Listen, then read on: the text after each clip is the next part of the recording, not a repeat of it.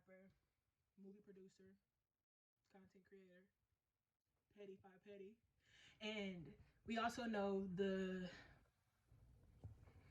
Healy relationship he's had. Why did that take me a minute? We all know about the Healy relationship that he we all know about the Healy relationship that he's had with his son, Marquise. And I want to start off by giving a bit of background about like time and dates. I know this is going to sound strange, and I am not a abandoning apologist, but it is important that I say what I found because I think that that's valuable. Is that the angle? That might be the angle we're dealing with, because I gotta verify myself again, Google. Come on. I know this password.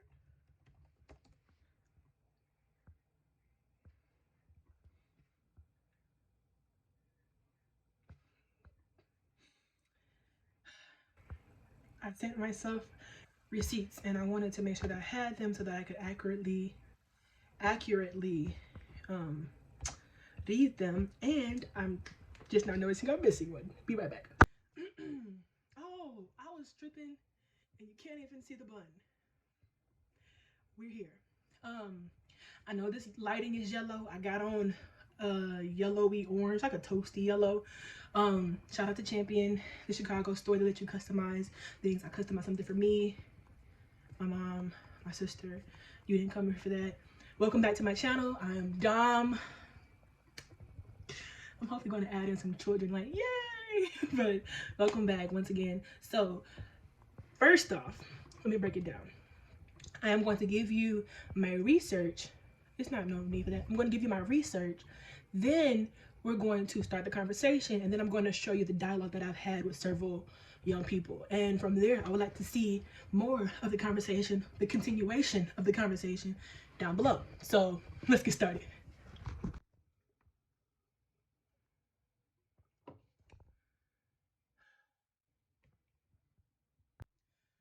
So, 50 Cent was born Curtis Jackson in 1975. He is a Cancer. Emotional, petty, crybaby Cancer. According to Google, his career started in 1998. This is important because his son was born in 1997, right? Right. We met him, or I met him in 2003. I'm not from New York, I'm from Texas. I don't know about no mixtapes, but I met him from 2003 with In the Club. I literally remember being in the back of this house, and we were in the den, and like his body folded down from that go. And I remember my mom's on the phone with my godmom, and she was like gawking. In the Club was the lead single of the album Get Rich or Die Trying. I'm sorry if I'm looking. I have my computer, which you can see in my glasses, and I did my research earlier before I went to work so that I could have it. Anyway, the album was called Get Rich or Die Trying, and it had several singles. Okay, this album was in rotation. I remember this album being on the radio. PIMP, In the Club, as I mentioned before, 21 Questions, and Many Men. Speaking of, somebody is messaging me. Many Men. So now that we know Many Men, if you know Many Men, the intro to Many Men is literally the sound of gunshots ringing off. I think it's not shots. I think it's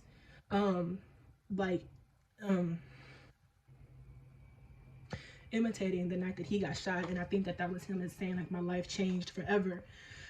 So why am I saying so Many Men, Many Men, signaling or remaking the sound of him getting shot 9 times. Did y'all know that happened in 2000? 2000. If I'm not mistaken, the album went diamond, and the album was shortly followed by a film, his autobiography, which shared the same name as the album Get Rich or Die Trying. And I'm sure after that album, you have performance after performance, tour after tour, right? Now, we have a son who's born in 1997, a career that's starting in 1998. He got shot in 2000, so I'm looking at rehab. I'm looking at years of probably in and out of the hospital, you know, getting his physical health better. And once his physical health was probably right, getting good, boom, career takeoff, 2003. You got the singles, you got the album. You got the career, because he wound up doing G Unit, The Game, Lloyd Banks, Young Buck, and they all had their own separate entities that he, I'm sure, had a hand in for a certain point in time. So the ball rolled and it rolled. Well, let's jump to today, where they both made several ugly comments about each other. And that's where this video starts. I won't get into what they said and what that's not my business, because it's a lot of he say, she said, and a lot of blogs love using synonyms instead of direct quotes, and I don't want to be responsible for pushing the negativity forward. I want to push the conversation forward so that the conversation can lead to a solution. So, that was a mouthful. So, after years and years and years of constantly going back and forth with his son, disowning his son, and speaking publicly negatively about his son, recently 50 Cent said something that started this whole thing. And he said, you know, I wasn't there to be a good father. We went over the dates. He couldn't have been there. But, well, I won't say couldn't, so that's not my place. He wasn't there. Sorry. Oh. There's a lump right there for nothing. I should put my chain on. So, I wasn't there to be a good father, but I guess that's the price of fame. And I was so proud that he was able to say that, because usually he takes the low road every single time. So for him to kind of just neutral out and say and admit, you know, to his fault and the fact that he wasn't there, no matter what the reason was, as we stated before, but to just say, hey, I wasn't there. I guess us having this rocky, hilly, tumultuous relationship is a price that I have to pay for where I am right now. So this started the conversation where I was listening to different interviews and different people, not necessarily even giving an interview, but just podcasts that were just speaking on the situation with him and his son. And I mean, overwhelmingly, they all said that him and his son having a poor relationship must be due to the baby moms.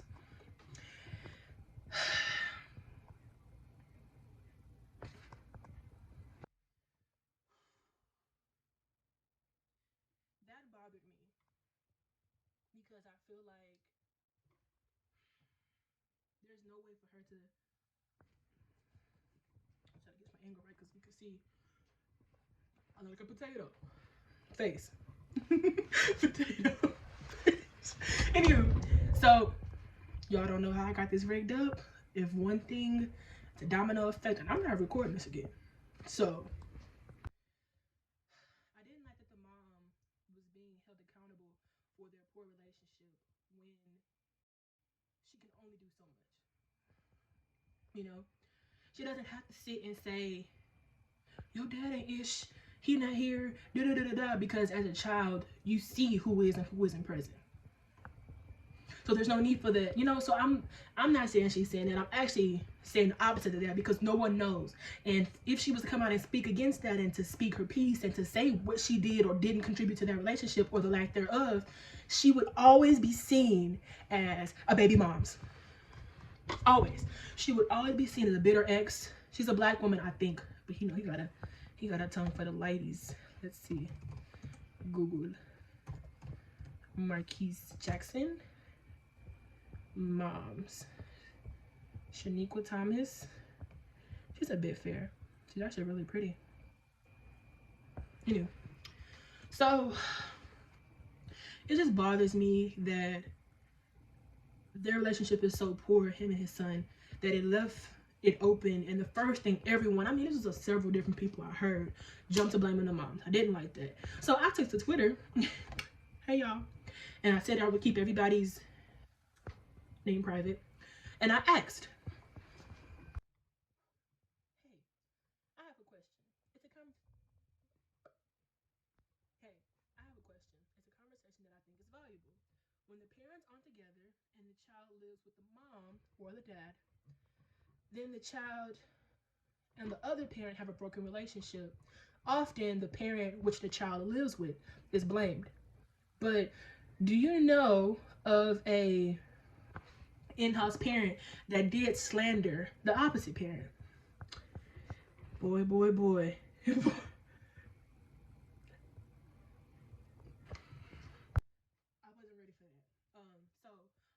girl who spoke out. Because someone actually DM'd me, and I'm going to keep everybody in the same group. Girl one said, I can only speak from my experience, but my mother hated my father for his actions and absence. And she did speak on it. He didn't try to create a relationship with us, and she harbored that hate inside. So I understood the slander. And that led me to my question of, did he try to explain himself? I kind of left my questions similar through all of the different people that I spoke to so that I could, well, I guess I could read them all, the initial reactions, and then go back and read my, let's do it that way. So that's girl one. Girl two said, I know many, including my own. Girl three said, literally the same.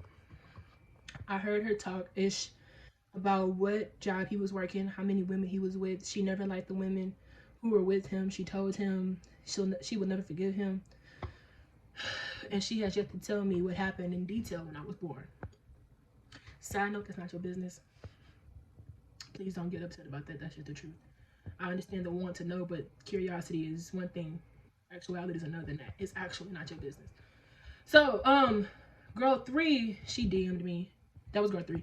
Girl four DM'd me. So I kind of couldn't. And so, girl four goes, well, for one, I was raised with my nana on my parents' side. We never met her parents. And whenever I visited, she made vicious claims about my father's side of the family, including my nana, of incest. Hold on. She's Jamaican, so I don't know if nana got multiple meanings, but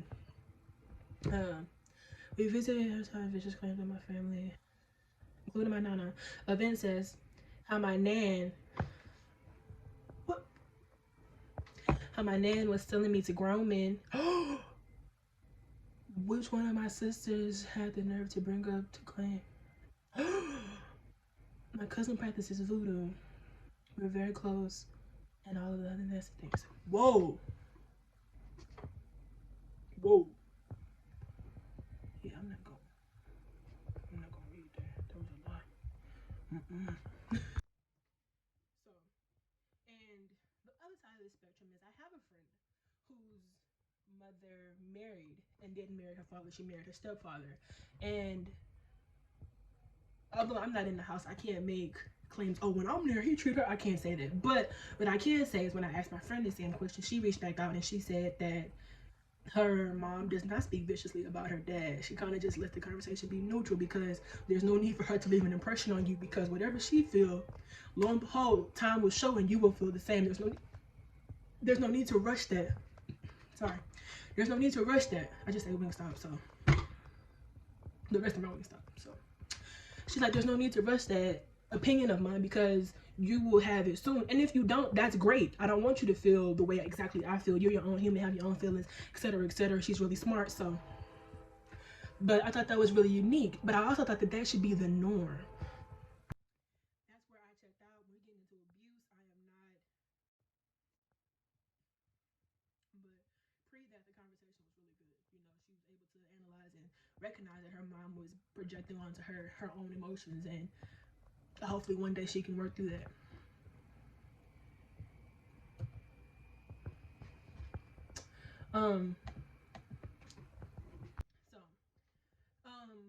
Back to girl two. She said, I always heard her talk about, oh yeah, we read that part. So then I replied, okay, so my next question is, as an adult, do you see their point of view, his or her point of view differently? As in, as you grew older, did you understand more of where they were coming from with their emotions? Because a lot of people don't have the tools to be emotionally intelligent. That's a rarity. You know, we're just now coming into the generation of knowing what that even is. So you kind of can't keep holding people to the fire and expecting them to know things that they weren't, know things or have the tools that they weren't given when they were your age. So you got to be careful with that. That's one thing I can say about our generation. We are increasingly growing more and more emotionally intelligent. Anyway. So I'm asking her, you know, as you grew older, did you see that point differently? And she said, yes. I see where her anger comes from. I just wish she didn't express. I do. I see where her anger comes from. I just wish she didn't express and project all of that anger frustration onto me as a child, which is fair, you know. Hindsight is always 2020. You want to live your life as clearly as possible, with as much for as clear. What am I trying to say?